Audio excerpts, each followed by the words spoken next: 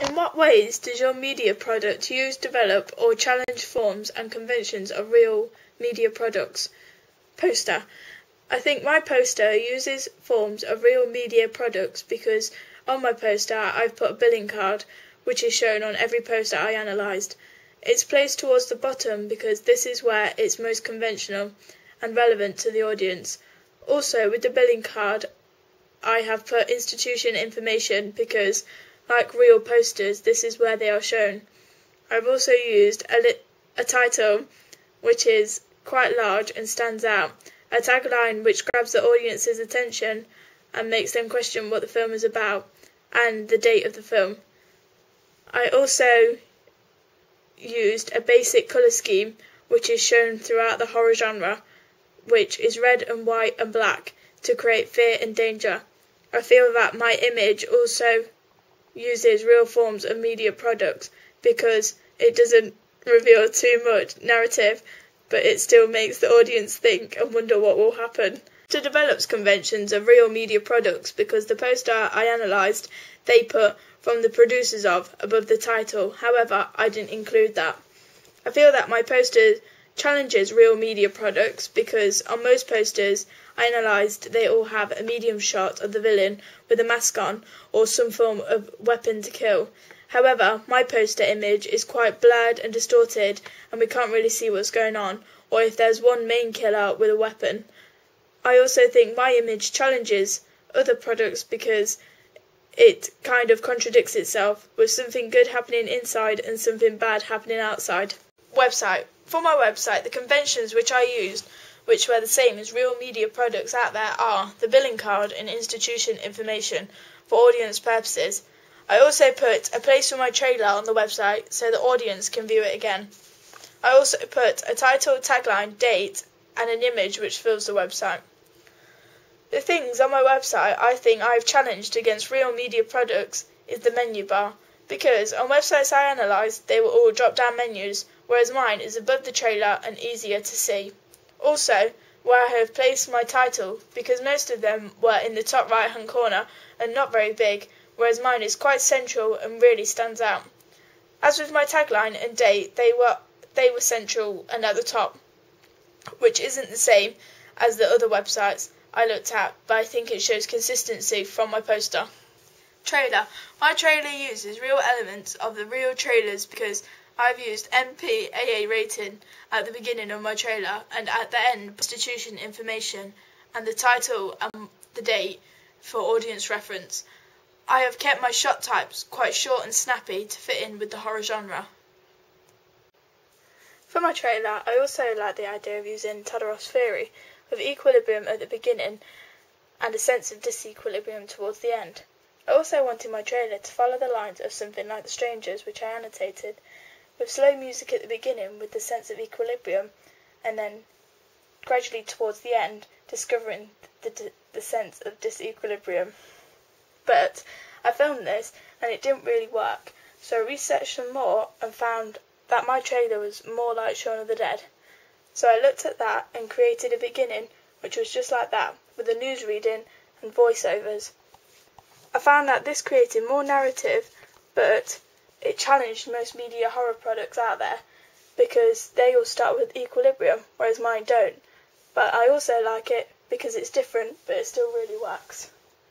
How effective is the combination of your main product and ancillary texts? As a package, my trailer, poster and website work together because the font which I used, Action of the Time, is consistent throughout. So is my tagline and date.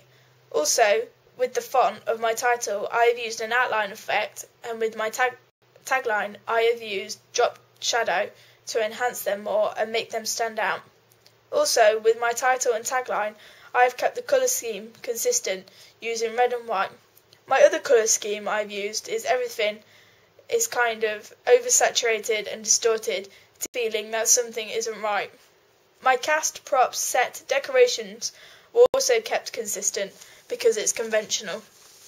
My narrative of the birthday party and zombies is kept consistent through my package because it's conventional and what my whole package is based on. The tone of my package is distortion and abnormality and something quite freaky and quirky like Shaun of the Dead.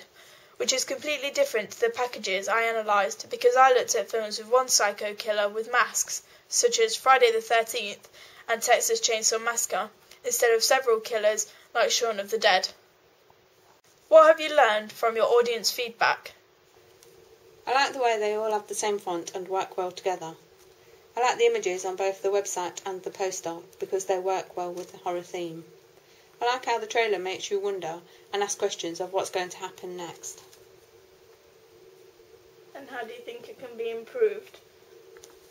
I think it can probably be improved on the trailer by having somebody just ready to open the door and see the faces as they see what's happening outside. I like the website poster. I would like to see something a bit more Sweet 16 birthday-ish, as in something like a birthday cake or something totally away from the zombie, or half zombies, half normal people, or the realisation that zombies were attacking. The video teaser, again, I'd like an actual, the zombies are coming, but the people at the party know nothing about it. I'd like them just to suddenly turn around and realise what actual danger they were actually in. Did you use new media technologies in the construction, research, planning and evaluation stages? Research and planning. The technologies which I used for my research and planning were YouTube for finding trailers, Google to find posters and websites, and I used Paint to outline the key points of the posters and websites, and then I used Word to write about it and used Microsoft Excel to make graphs for my questionnaire. Poster.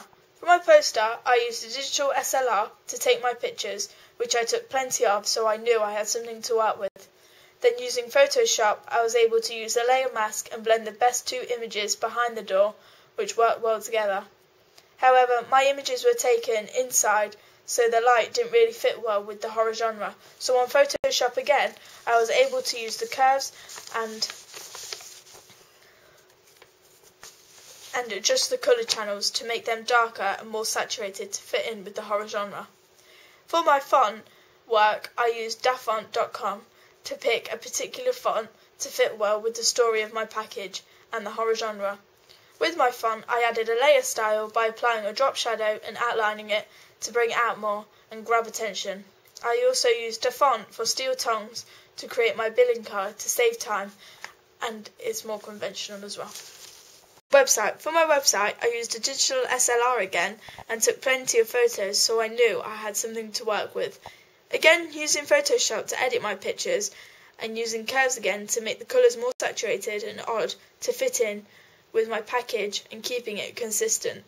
In Photoshop, I also used the smudge tool to smudge the edge of my trailer box to make it more distorted and blend in with the website more and not just a box shoved on there looking a bit blunt. Trailer. For my trailer, I used a video camera and a tripod so the camera was kept still. Then I was able to edit my trailer using Final Cut, which was really simple to use and quite enjoyable.